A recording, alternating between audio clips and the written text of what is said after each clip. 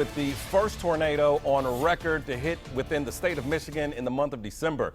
It left thousands of families struggling without power as they prepare for the holiday. Now you're looking at pictures from the Meteorologist Airport in Canton, where a powerful storm worked like a can opener, peeling back rooftops of the airport structures and even causing serious damage to buildings and to the surrounding neighborhoods. The wind tossed debris all over the place and left quite a mess for crews to clean up.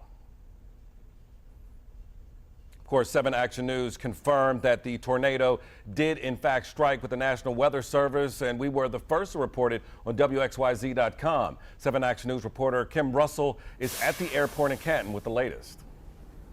Yes, you can see some of the damage at an industrial building behind me. If you take a look, you can see that some garage doors are now boarded up, and there is debris next to the building just torn off the building by the tornado. Now, this tornado did not just cause damage, it made history.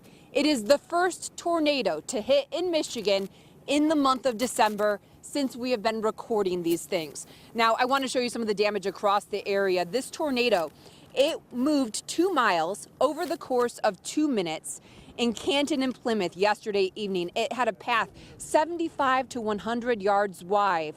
It moved cars, uprooted trees. At its strongest, it was an EF1, up to 90-mile-per-hour winds. You might ask why there was no warning. Well, the National Weather Service says it's because of the type of tornado it was. A lot of our weak tornadoes, like this particular tornado, it forms at the ground level, and we cannot detect it at the radar because it's at the ground. And it spins up very quickly and dissipates very quickly. And it really doesn't provide any lead time for us to give lead time to the public.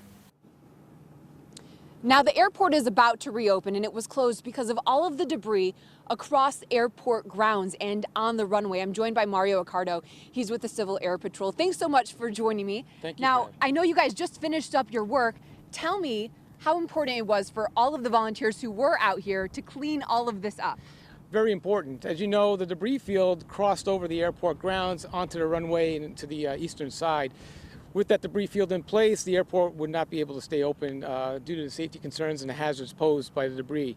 Most importantly, this debris would be ingested by aircraft that are departing, and then if debris was continued to lay on the runway, it could cause out punctured tires and it pose a hazard to pilots and aircraft. So the airport manager had to close the airport down. He called us last night, and he asked us to come out and create an operational scene where we can quickly and rapidly move through the field, pick up all the debris. We have about 2 dumpsters worth, about 600 bags of debris, and 35 of our Civil Air Patrol cadets and senior members were able to tackle the job real quick. And you have one of the bags of debris, just to give us an idea of what Sure. you guys were picking up. It's quite amazing how much stuff was on the airport's grounds. Well, the debris field consisted of mostly building materials. So you're looking at a lot of foam insulation, quite a bit of aluminum structures, panels, and projectiles such as wood and including fluorescent bulbs. So it was a widely scattered debris field, sharp objects, very important for us to pick it up. Well, thank you for doing all of this work on Christmas Eve Well, thank of you all very days. much. Thank you very much. Civil Air Patrol has been serving its communities for 75 years, and this is just one of the many things we like to do. Thank you so much. I'm reporting live in Canton. Kim Russell, 7 Action News. All right, thanks, Kim. And we have a bit more on the tornado damage in Canton. We have pictures from the intersection of Joy and Lily. Trees uprooted throughout neighborhoods, a fence knocked over, and a roof ripped off a carport. Now, we spoke with someone who witnessed the tornado firsthand, and listen to how this individual describes the force of the storm blowing around him. The wind was going laterally and the rain was, of course, just rushing by. And then all of a sudden, almost as quickly as it started, it was over. And I heard what sounded like a man groaning. It was just like a, whoa. And then that fast, it was over. It was amazing. Now, of course, our viewers have been sending us pictures of the storm damage. Here's a look at some of the trees blown down.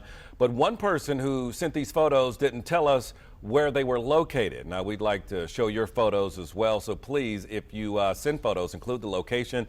Just email those pictures to sendit@WXYZ.com.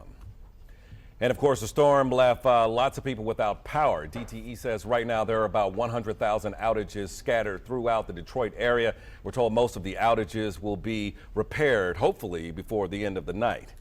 7 First Alert meteorologist Keenan Smith joins us now. The first tornado in December. Amazing weather that we're dealing with here. It just defies logic in many ways. And this is the second time in the month of December that we were dealing with severe weather. A couple weeks ago, we had severe thunderstorms up to our north across parts of the Saginaw Valley and the Thumb. So exceptionally unusual weather for this time of year. Here's a quick rundown of the Canton area storm damage. It was an EF1 storm, peak winds at about 90 miles an hour at its width. At its maximum, the width was about 100 yards, but the length was about 2 miles. Now, the largest area of damage and the heaviest damage was near a light industrial complex. It touched down near Warren and Lilly. However, there was also EF0 damage near Joy and Haggerty. So this is the area that received the worst damage, but there was another area not too far away that did sustain some damage. It was an EF0, a weaker tornado. Nevertheless, if a tornado is touching down near you, it's certainly going to grab your attention. Now,